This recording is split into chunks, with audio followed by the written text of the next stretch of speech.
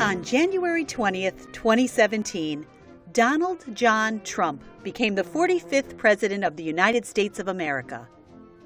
It was the nation's 58th inaugural celebration. An inauguration is a ceremony that marks the beginning of something. It's one of the most important days in our country's history, and it happens in America every 4 years, when a new president is elected or when the current president wins a second term in office. Inauguration Day is a significant event, as it marks the peaceful transfer of presidential power from one administration to the other, and sometimes from one political party to another.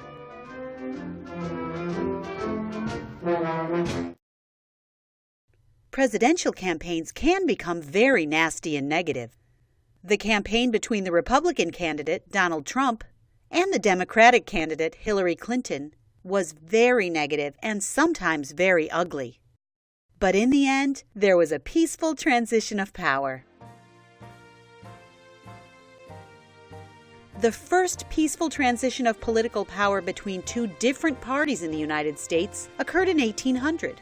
The two presidential candidates were Thomas Jefferson of the Democratic-Republican Party and John Adams of the Federalist Party.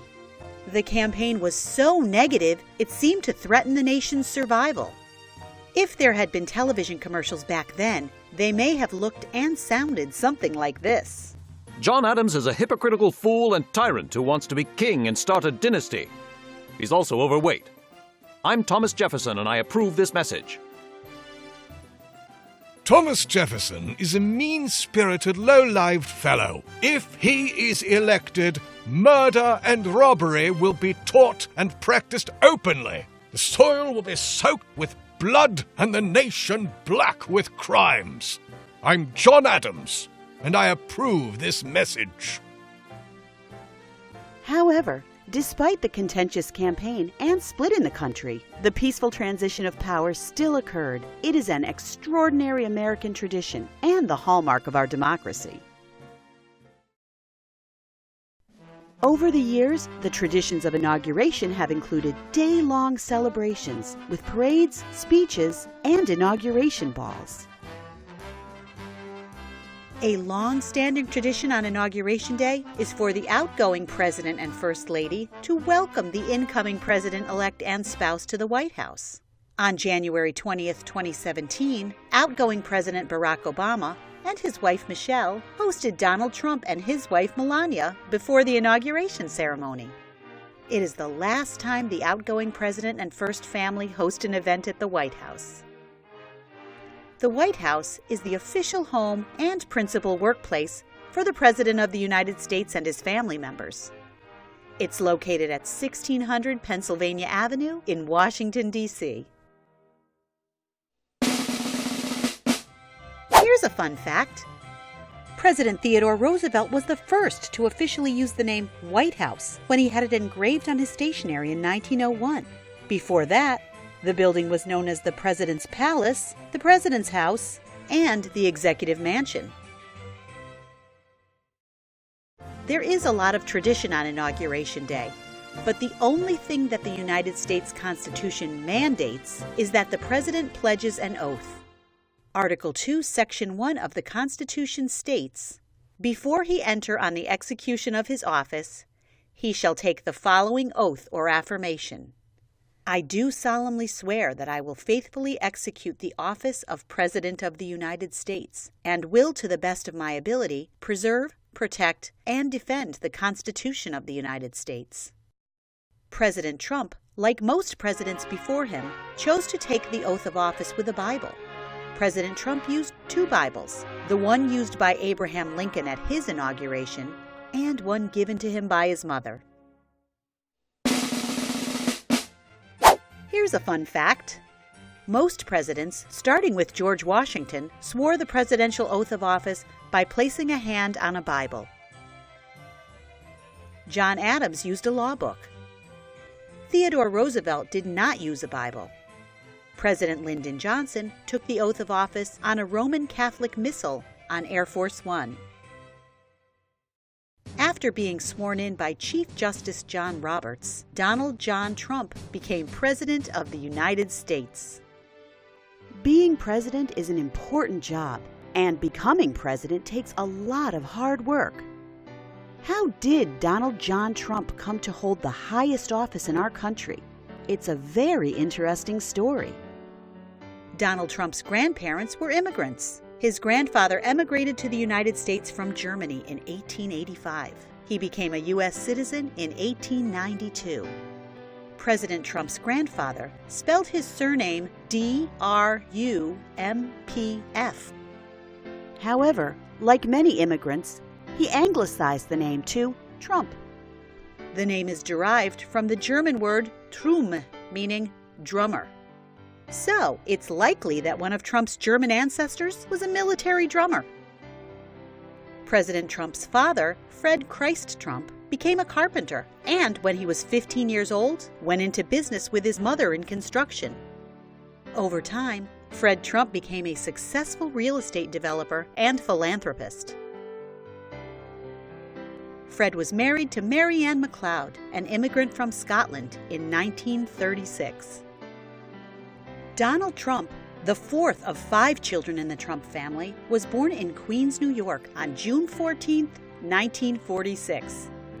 After getting in some trouble in elementary school, his parents enrolled him in the New York Military Academy when he was 13 years old.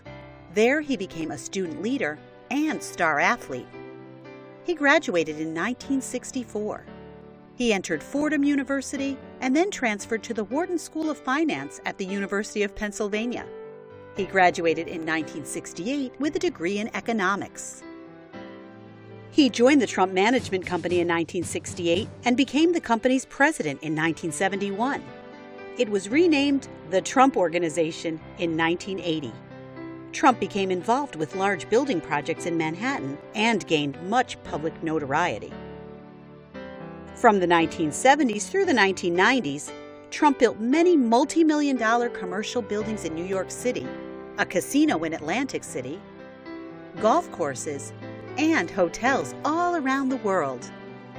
Donald Trump is a powerful business person, also known as a mogul, a person who dominates an industry. Here's a fun fact. The word mogul is a variant of the word mongol. Mongol is the word used to refer to the empire once led by the famous, or infamous, Genghis Khan. The Mongol Empire included almost 12 million square miles of territory.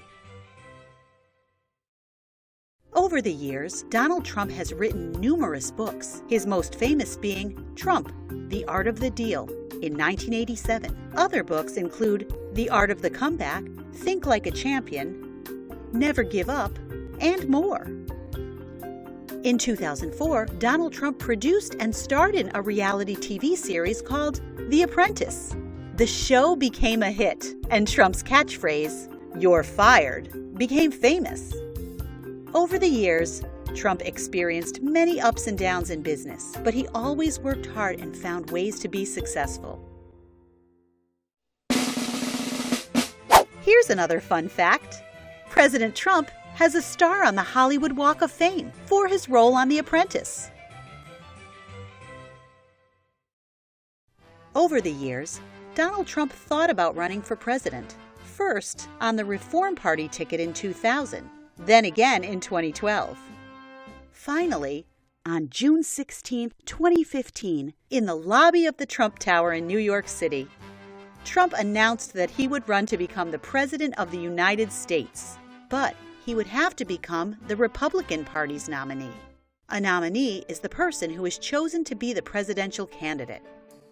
A candidate is a person who is trying to get elected. Donald Trump began his campaign to become the Republicans' nominee for president. The Republicans are a political party. A political party is a group of people who work together toward the same political goals. Trump would have to win several caucuses. A caucus is a meeting where members of the same political party get together. He'd also have to win primaries. A primary is an election where people vote for who they want to be their party's nominee. Donald Trump is the first candidate in modern times to spend his own money to fund his campaign during the primaries. He used TV, radio, the internet, and social media to let people know who he was and what he wanted to do for the country. Over a grueling primary season, the Republican candidates debated each other, and at times, it became very nasty. After the Indiana primary on May 3rd, it became clear that Trump would be the Republican presidential nominee. On July 19, 2016, at the Republican National Convention in Cleveland, Ohio, Donald Trump officially became the 2016 Republican nominee for President of the United States. Mr. Trump chose Indiana Governor Mike Pence to run as his vice president. Mr. Trump would run against the Democrats' presidential nominee, Hillary Clinton. Both candidates campaigned all across America. Donald Trump made speeches in towns and cities all around the country. He spoke to millions of Americans about how he would help the country, what he would do, and things he would change if he was elected president. Trump and Clinton debated each other, too. A debate is when two people discuss different points of view. Many media outlets and political polls predicted that Hillary Clinton would win the election and become the first woman president of the United States. However, on Tuesday, November 8, 2016, after months and months of campaigning, American voters went to their local polling places. A polling place is the place where people can vote. A polling place can be at a school, library, or other public building. After all the voting, Mr. Trump was elected President of the United States of America. Many considered the victory a political upset. Donald Trump won 304 electoral college votes, while Hillary Clinton received only 227. Clinton received more popular votes in the November election. What's important to understand is that when voters cast a ballot to select their candidate for president, they actually are casting a vote for other Americans called electors. These electors, members of the Electoral College, are appointed by the states. Electors are pledged to support the presidential candidate the voters in that state have supported. The Electoral College was created by the Founding Fathers. After much debate and compromise, the Electoral College system satisfied each state's demand for greater representation, and it has provided stability to the process of picking presidents. The 2016 presidential election is the 5th time in U.S. history, and the 2nd time this century, that a presidential candidate has won the White House while losing the popular vote. Then, on January 20th, 2017, Donald John Trump took the presidential oath of office. An oath is a promise. President Trump promised to preserve, protect, and defend the Constitution of the United States. President Donald Trump, at the age of 70, is the oldest president to ever be sworn into office. He is also the first president to be elected without ever having held public office in government or serving in the military. President Trump's wife, Melania Trump, is a former model from Slovenia, a small country in Central Europe. She became a citizen of the United States in 2006. When Donald Trump became president, Melania Trump became the First Lady. There has been only one other First Lady in our history who was an immigrant, Louisa Catherine Adams. She was born in England and was the wife of John Quincy Adams, the 6th President of the United States. President Trump is a businessman, television personality, author, and the 45th President of the United States. He approached the election as a businessman and capitalized on social media to get his message out directly to the people. President Trump pledged to use his business savvy and commanding leadership style to bring a different approach to governing.